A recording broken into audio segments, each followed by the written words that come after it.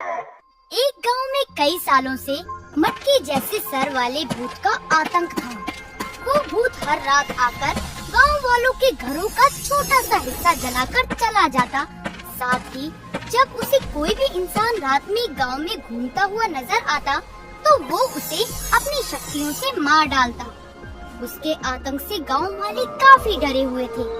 शाम होते ही कोई भी अपने घर से बाहर नहीं निकल पाता था। कई सालों तक जब गांव वालों को मटके वाले भूत से राहत नहीं मिल पाई तो उन्होंने एक तांत्रिक का सहारा लेने की सोची, जिसके लिए वो उससे मिलने गए। हम कई सालों से उस मटके के सर वाले भूत से परेशान हैं। अब आप ही हमारा एकमात्र सहारा है। कृपया करके हमारी मदद कीजिए।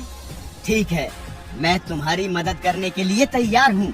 कल ही मैं उस मटके के सर वाले भूत को उसकी औकात दिखाने आऊँगा। अगली ही रात तांत्रिक पूरी तैयारी के साथ गांव में उस भूत को ठिकाने लगाने पहुंच जाता है। सभी गांव वाले अपने अपने घरों की खिड़की से बाहर का नजारा देखने लगते हैं। तभी मटके के सर वाला भूत वहां पहुंच जाता है और तांत्रिक को वहां देखकर भूत बोलता है। मेरे खात्मे के लिए गांव वालों ने तुझे बुलाया है। कितने मासूम हैं ये गांव वाले। इन्हें क्या पता नहीं कि मेरा अंत करना किसी के बस की बात नहीं है। तो मैंने भी कोई गोटियां खेल खेल कर खुद को तांत्रिक नहीं बनाया है। तुझे मुझसे कोई नहीं बचा सकता। ये कहकर तांत्रिक अपनी जादू का इस्तेमाल कर उसे अपने कब्जे में करने की कोशिश करता है, लेकिन भूत उसके जादू को अपनी शक्ति से काट देता है, जिसे देख तांत्रिक को बड़ी ही हैरानी होती है और वो भूत से बोलता है। इस जादू का तोड़ तो सिर्फ एक तांत्रिक को ही पता हो सकता है। सच सच बता, तू कौन है? मैं भी एक तांत्रिक का ही भूत हूँ, इसलिए मेरा खात्मा करना असंभव है, लेकिन मैं तेरा खात्मा जरूर कर सकता हूँ। ये कहकर भूत अपनी शक्तियों से तांत्रिक का भी खात्मा कर देता है। ये नजारा देखकर सारे गांव वाले खौफ में आ जाते हैं और अपने अपने घरों की खिड़कियां बंद कर लेते हैं। तभी भूत चिल्लाकर सभी गांव वालों से कहता है। बहुत हिम्मत आ गई है तुम लोगों में कि तुम सभी मुझे मारना चाहते हो। ध्यान से सुन लो, तुम लोगों ने अगर आगे ऐसा कुछ भी करने की कोशिश की तो इस तांत्रिक की तरह तुम्हारा भी यही हाल करूँगा। ये कहकर मटके के सर वाला भूत वहाँ से चला जाता है। ये कैसे हुआ? आप जिंदा कैसे हुए? हम तांत्रिकों पर अगर कोई दूसरी तांत्रिक शक्ति से वार होता है तो हम खुद को बचा सकते हैं। उस भूत ने मुझ पर अपनी भूतिया शक्ति का नहीं बल्कि अपनी तांत्रिक शक्तियों का इस्तेमाल किया, जिस वजह से मैं बचने में कामयाब रहा। हम गांव वालों की वजह से आपकी ये हालत हुई। अब आप जा सकते हैं। हम अपनी किस्मत समझकर इस हालात से समझौता करने के लिए तैयार हैं। हम नहीं चाहते कि आपको हमारी वजह से कोई परेशानी पड़े। मैं कोई काम लेता हूँ तो उसे पूरा करके ही रहता हूँ।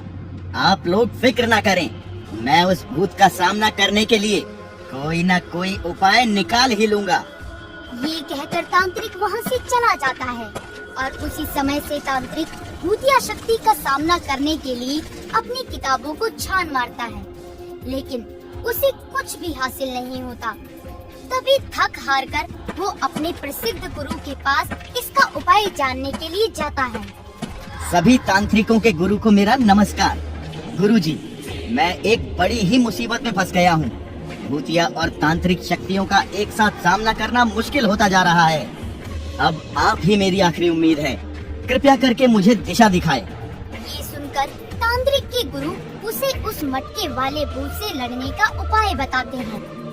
इस भूत से लड़ना बहुत ही मुश्किल है, पर अगर मेरी और तुम्हारी शक्तियों को मिलाकर एक पत्थर बनाया जाए तो उस भूत को खत्म किया जा सकता है। पत्थर? लेकिन वो क्यों? क्योंकि उस भूत की जान उसके मटके जैसे सर के अंदर है और अगर उसे किसी पत्थर से तोड़ा जाए तो उसका खात्मा किया जा सकता है। और उसका वो मटका किसी मामूली पत्थर से नहीं टूटेगा। उस पत्थर को बनाने के लिए हम दोनों की शक्तियों को एक होना ही पड़ेगा, तभी हम एक ताकतवर पत्थर बना सकते हैं। अपने गुरु की बात मानते हुए तांत्रिक शक्तियों को एक करने के लिए तैयार हो जाता है और वो इस क्रिया को करने के लिए तैयारी करने लगता है। कुछ ही समय में गुरु और तांत्रिक अपनी शक्तियों को एक कर उस ताकतवर पत्थर को बना लेते हैं, जिसे देख तांत्रिक बहुत खुश होता है। तभी उसका गुरु उससे कहता है, अब उस भूत को खत्म करने के लिए ये पत्थर तैयार है, जाओ और हमेशा के लिए उसका अंत कर दो। अपने गुरु की बात मानकर तांत्रिक वहाँ से चला जाता है और वो वापस गांव पहुँच जाता है। गांव वाले तांत्रिक को दोबारा देख बहुत खुश होते हैं और उससे कहते हैं, क्या आपको उस भूत को मारने का उपाय मिल गया? हाँ, बस आप सबको मेरा इस बार साथ देना होगा, क्योंकि मैं ये काम आप लोगों की मदद के साथ ही कर सकता हूँ। साथ ही मैं उस भूत के सामने नहीं आ सकता, उसके लिए मैं मर चुका हूँ। मुझे उसके पीठ पीछे रहकर ही उसे मारना होगा। गांव वाले तांत्रिक का साथ देने के लिए तैयार हो जाते हैं। रात होते ही सारे गांव वाले हाथों में मशाल लिए अपने अपने घरों से बाहर निकल जाते हैं। तभी मटके के सर वाला भूत वहाँ आता है। क्या बात है, आज तुम सब गांव वालों को एक साथ मरना है। मटके वाले भूत, आज तो हम तुझे मारकर ही रहेंगे। तूने हमारा जीना हराम कर रखा है, अब हम तुम्हें नहीं छोड़ेंगे। मुझे गुस्सा मत दिलाओ, उस तांत्रिक की तरह तुम लोगों का भी वही हाल होगा, समझे? तो अच्छा यही होगा कि तुम लोग यहाँ से चले जाओ। आज हम तुझे नहीं छोड़ेंगे, हम तुझे मार कर ही रहेंगे। ये सुनकर भूत को गुस्सा आ जाता है और वो उस गांव वाले को मारने के लिए हवा में उड़ाता ही है कि तभी पीछे से एक उड़ता हुआ पत्थर उसकी तरफ आता है और उसका मटका फूट जाता है। मटका फूटते ही भूत चिल्लाने लगता है, ये कौन था जिसने मेरी मौत के राज का पता लगाया? तूने एक बहुत बड़ी भूल कर दी थी कि मुझ पर तांत्रिक शक्तियों का इस्तेमाल किया, जिससे मैं अपनी जान बचाने में कामयाब रहा। तूने ये अच्छा नहीं किया तांत्रिक। अच्छे बुरे का हिसाब किताब तू ऊपर जाकर करना। मटके वाला भूत अपनी जान नहीं बचा पाता और उसी समय जलकर राख हो जाता है। मटके वाले भूत के मरने के बाद सभी गांव वालों की सांस में सांस आती है और वो उस तांत्रिक को उनकी जान बचाने के लिए शुक्रिया अदा करते हैं। सबसे जितना बन पाता है वो उस तांत्रिक को दक्षिणा के तौर पर पैसे और अनाज दे देते हैं। ये लेकर तांत्रिक वहाँ से चला जाता है और गांव वाले उस भूत से हमेशा के लिए आजाद हो जाते हैं और सभी खुशी खुशी रहने लगते हैं।